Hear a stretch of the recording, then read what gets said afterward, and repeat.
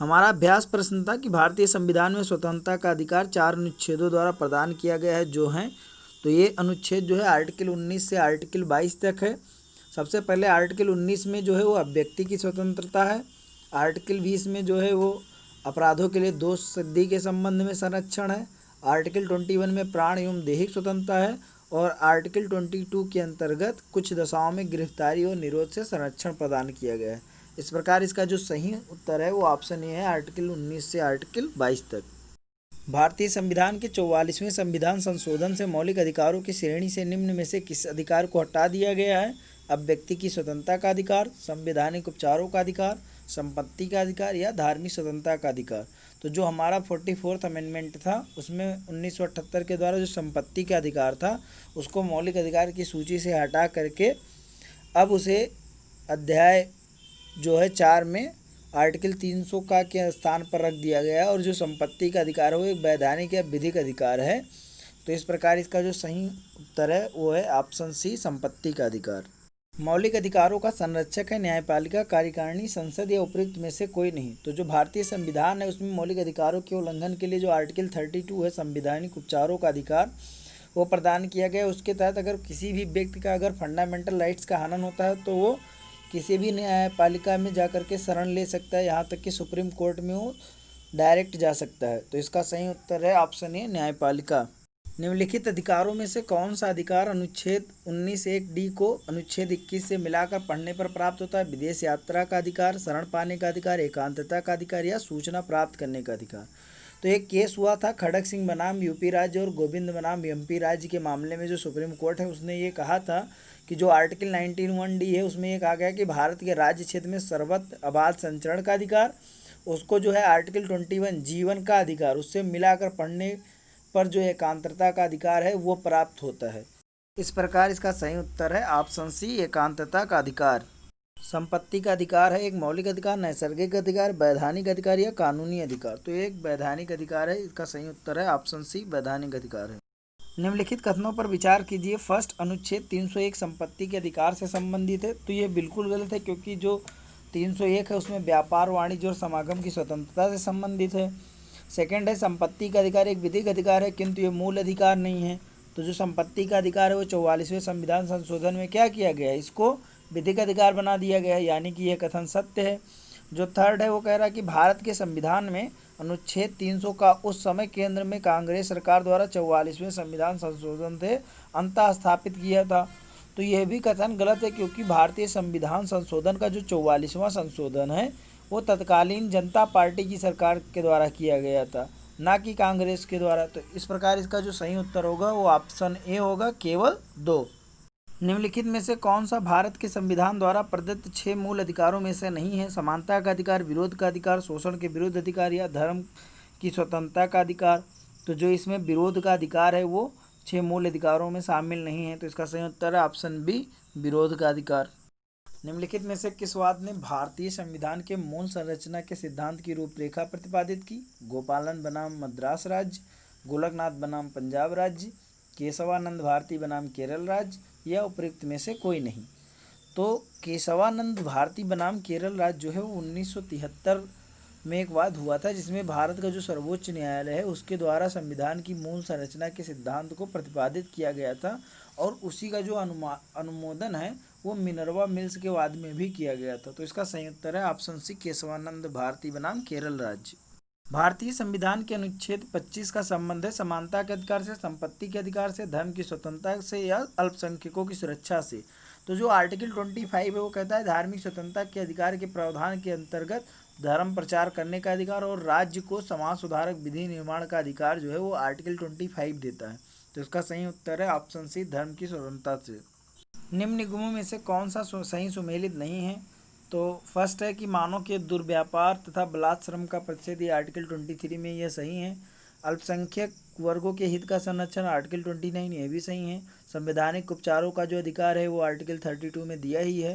तो जो आर्टिकल 31 है उसमें कह रहा है शिक्षा संस्थाओं की स्थापना तथा प्रशासन करने के अल्पसंख्यक वर्गों का अधिकार। तो ये गलत है क्योंकि जो 31 है वो संपत्ति का अनिवार्य अर्जन से संबंधित था पहले। तो इसका सही उत्तर है ऑप्शन डी। भारतीय संविधान के अंतर्गत निम्नलिखित में से किसे मूल अधिकारों का संरक्षक समझा जाता है? संसद को, राष्ट्रपति को, न्यायपालिका को या प्रधानमंत्री को? तो अभी बताया कि मूल अधिकारों के लिए हम सीधे सुप्रीम कोर्ट भी जा सकते हैं आर्टिकल 32 के तहत। तो इसका सही उत्तर है ऑप्शन सी, न्यायपालिका को। किस संशोधन के द्वारा संपत्ति का अधिकार समाप्त किया गया है? 24वें, 44वें, 25वें या 42वें? तो जो 44वां संविधान संशोधन है उसके द्वारा संपत्ति के अधिकार को विधिक अधिकार कर दिया गया है, जो कि 1978 में पारित हुआ था। तो इसका सही उत्तर है ऑप्शन बी, 44वें। निम्न में से कौन सा मौलिक अधिकार नहीं? समानता का अधिकार, शोषण के विरुद्ध अधिकार, संपत्ति का अधिकार या धार्मिक स्वतंत्रता का अधिकार? तो इसमें जो संपत्ति का अधिकार है वो मौलिक अधिकार ना होकर के विधिक अधिकार है। तो इसका सही उत्तर है ऑप्शन सी, संपत्ति का अधिकार। सुमेलित कीजिए। तो जो मौलिक कर्तव्य है वो संविधान का 42वें संविधान संशोधन द्वारा जोड़ा गया है, और जो संसद मौलिक अधिकारों में संशोधन कर सकती है ये केशवानंद भारती केस में कहा गया है। और मूल ढांचे का जो सिद्धांत है वो मिनर्वा मिल्स केस 1980 से है। और जो इंसानों के अनैतिक व्यापार का निषेध है वो संविधान के अनुच्छेद 23 में लिखा है। तो इसका सही उत्तर होगा ऑप्शन ए। निम्नलिखित में से कौन से अधिकार भारतीय संविधान के अनुच्छेद 32 के अंतर्गत परिवर्तित किए जा सकते हैं? संवैधानिक अधिकार, मौलिक अधिकार, सांविधिक अधिकार या उपरोक्त सभी? तो जो मौलिक अधिकार हैं वो भारतीय संविधान के आर्टिकल 32 के अंतर्गत सुप्रीम कोर्ट है उसके द्वारा परिवर्तित कराए जा सकते हैं। यही केवल एक ऐसी बॉडी है जो मौलिक अधिकारों को परिवर्तित कर सकती है, और ये अनुच्छेद जो है मौलिक अधिकारों को परिवर्तित करने के लिए संवैधानिक उपचारों का प्रावधान करता है, जिसके तहत रिट्स जारी की जाती हैं। तो इसका सही उत्तर है ऑप्शन बी, मौलिक अधिकार। संपत्ति के मौलिक अधिकार को कब समाप्त किया गया? तो ये अभी पहले ही बताया कि जो 44वां संविधान संशोधन है 1978 उसी के द्वारा इसको समाप्त किया गया है। तो इसका सही उत्तर है ऑप्शन ए। निम्नलिखित में से कौन संविधान के अनुच्छेद 21 के दायरे में नहीं आता है? एक, चिकित्सक द्वारा घायल को चिकित्सीय सहायता, कार्यस्थल पर महिलाओं का लैंगिक उत्पीड़न, पानी की गुणवत्ता को दूषित करना या मृत्युदंड? तो जगमोहन सिंह बनाम स्टेट ऑफ उत्तर प्रदेश के मामले में सुप्रीम कोर्ट की जो 5 सदस्यीय पीठ थी उन्होंने कहा था कि जो मृत्युदंड है उसको अनुच्छेद 21 का उल्लंघनकारी मानने से इनकार कर दिया था। तो जो मृत्युदंड है वो आर्टिकल 21 के दायरे में नहीं आता है। तो इसका सही उत्तर है ऑप्शन डी, मृत्युदंड। निम्नलिखित में से किस एक अधिकार को डॉक्टर BR अम्बेडकर द्वारा संविधान की आत्मा कहा गया है? धर्म की स्वतंत्रता का अधिकार, संपत्ति का अधिकार, समानता का अधिकार या संवैधानिक उपचारों का अधिकार? तो जो संवैधानिक उपचारों का अधिकार है आर्टिकल 32 है उसको BR अम्बेडकर ने संविधान की आत्मा कहा था। और उन्होंने ये कहा था कि अगर मुझसे ये पूछा जाए कि संविधान में कौन सा विशेष अनुच्छेद सबसे महत्वपूर्ण है जिसके बिना ये जो संविधान है वो शून्य हो जाएगा, तो मैं आर्टिकल 32 के सिवाय किसी और दूसरे आर्टिकल का नाम नहीं लूँगा। और ये जो है यही संविधान की आत्मा है। तो इसका सही उत्तर है ऑप्शन डी, संवैधानिक उपचारों का अधिकार। भारतीय संविधान का कौन सा अनुच्छेद अल्पसंख्यकों को अपनी पसंद शिक्षण संस्थाओं को स्थापित एवं संचालित करने के अधिकार को संरक्षण प्रदान करता है? आर्टिकल 19, आर्टिकल 26, आर्टिकल 29 या आर्टिकल 30? तो जो आर्टिकल 30 है उसके तहत शिक्षा संस्थाओं की स्थापना और प्रशासन करने का अल्पसंख्यक वर्गों को अधिकार प्रदान किया गया है। तो इसका सही उत्तर है ऑप्शन डी, आर्टिकल 30। इस प्रश्न में कहा गया है कि सूची फर्स्ट को सूची सेकंड में मिलान करना है। जो आर्टिकल 16 का 2 है वो ये कहता है कि किसी भी व्यक्ति के साथ केवल उसके धर्म, मूल वंश, जाति, लिंग, उद्भव, जन्म स्थान, निवास या इनमें से किसी के आधार पर सार्वजनिक नियुक्ति के मामले में भेदभाव नहीं किया जा सकता।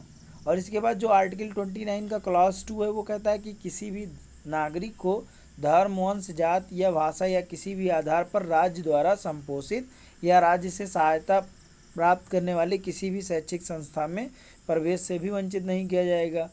आर्टिकल जो आपका 30 का फर्स्ट है वो कहता है कि सभी अल्पसंख्यकों को, चाहे वह धर्म के आधार पर हो या भाषा के आधार पर हो, अपनी पसंद की शैक्षिक संस्थाएं स्थापित करने और उनको संचालित करने का मौलिक अधिकार होगा। इसके अलावा जो आर्टिकल 31 है उसका क्लास फर्स्ट कहता है कि किसी भी व्यक्ति को कानून के प्राधिकार के सिवाय उसकी संपत्ति से वंचित नहीं किया जाएगा।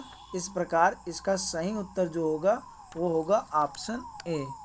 व्यक्तिगत स्वतंत्रता के लिए उच्च न्यायालय निम्नलिखित में से किस रिट को जारी कर सकता है? परमादेश, अधिकार परीक्षा, बंदी प्रत्यक्षीकरण या प्रतिषेध? तो जो इंडियन कॉन्स्टिट्यूशन है उसका आर्टिकल 226 है उसके अनुसार उच्च न्यायालय जो है व्यक्तिगत स्वतंत्रता के लिए बंदी प्रत्यक्षीकरण रिट को जारी कर सकता है। बंदी प्रत्यक्षीकरण का अर्थ ये होता है कि व्यक्ति को सशरीर उपस्थित करने की मांग ये केवल उस मामले में लागू होते हैं जहाँ किसी व्यक्ति के बारे में कहा जाता है कि उसे अवैध रूप से निरुद्ध किया गया है। यदि निरोध को अवैध पाया जाता है तो निरस्त व्यक्ति को तत्क्षण आज़ाद कर दिया जाता है। लेकिन चूंकि 44वें संविधान संशोधन के बाद आर्टिकल 20 और 21 का आपात की घोषणा के काल में निलंबन नहीं किया जा सकता है, इसलिए जो व्यक्ति का व्यक्तिगत स्वतंत्रता की सुरक्षा है वो भी एक महत्वपूर्ण रिट हो गई है। तो ये जो है वो सुप्रीम कोर्ट आर्टिकल 32 के तहत बंदी प्रत्यक्षीकरण रिट को मूल अधिकारों के उल्लंघन की दशा में राज्य के विरुद्ध जारी भी कर सकता है और किसी व्यक्ति के खिलाफ भी जारी कर सकता है जो किसी को अवैध या मनमानी ढंग से निरुद्ध करते हैं। तो इसका सही उत्तर है ऑप्शन सी, बंदी प्रत्यक्षीकरण। आज का हमारा अभ्यास प्रश्न है कि वर्तमान समय में भारतीय संविधान के अंतर्गत संपत्ति का अधिकार है एक मौलिक अधिकार, वैधानिक अधिकार, नैतिक अधिकार या उपयुक्त में से कोई नहीं। आप लोग उत्तर को कमेंट करके अवश्य बताएं। धन्यवाद।